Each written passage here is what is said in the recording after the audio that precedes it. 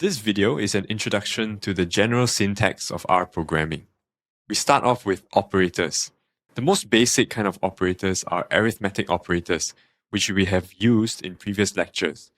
For example, to solve a mathematical equation, this can be typed out in code, and this would be the output.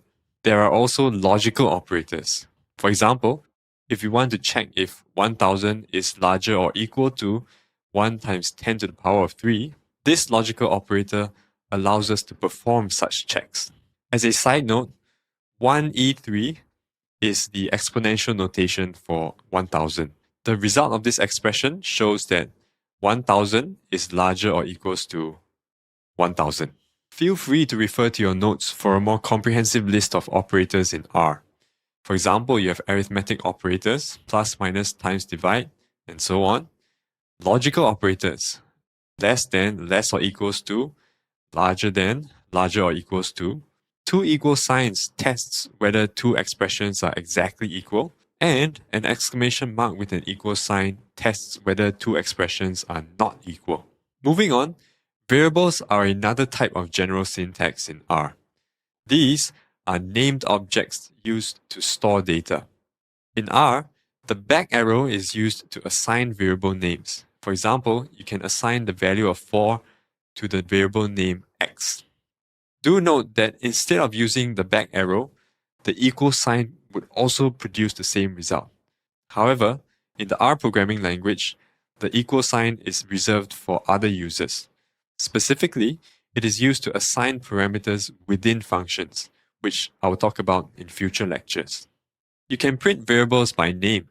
For example, if you have an input of x, it would return an output of 4. This would be different if you wrap the variable name x in quotation marks. This instead is represented as a text string. Finally, assigning data to an existing variable overrides it. For example, if we assign the value of 10 to x, now the value of x would be 10 instead of 4. It is best practice to have clear and consistent names in your variables. Avoid numbers, symbols, and white spaces. Let's demonstrate this in R. Open up your course R project file, and if you want to clear the console, you can actually click on Session, Terminate R, and hit Yes. This acts like a hard reboot of R. Let's clear this R notebook template and create a new code chunk. Let's assign a value of 10 to a variable called hello. A shortcut for the back arrow is Option minus on a Mac or alternate minus on Windows. Run the line, and you will notice that now there's a variable called hello with a value of 10 in my environment. We can print the variable, and you'll get an output of 10. Note that variable names are case sensitive, so running this line would result in an error. As mentioned during the lecture, wrapping text with double quotes result in a text string, so this would no longer be considered a variable name. Finally, let's talk about the different types of data in R. Firstly, you have numeric or integer values. Integers are a subset of numeric data, and in R, they are represented with a value followed by the capital letter L.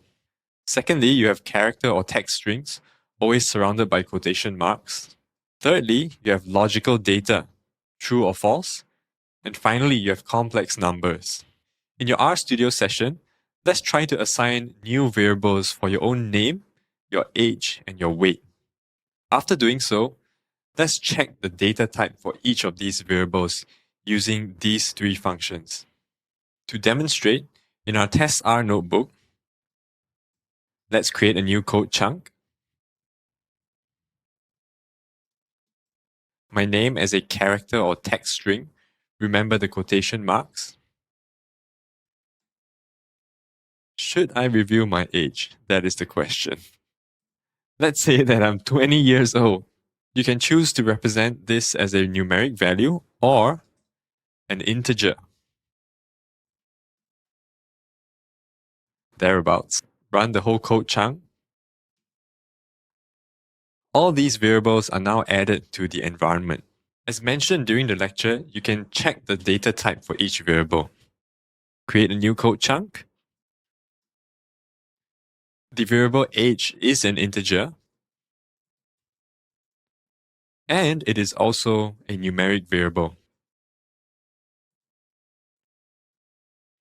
It is not a character variable. The output returned by these functions are of the logical data type. Alright, that's it for this video. If you want to, you can remove variables from your environment using the rm function or remove.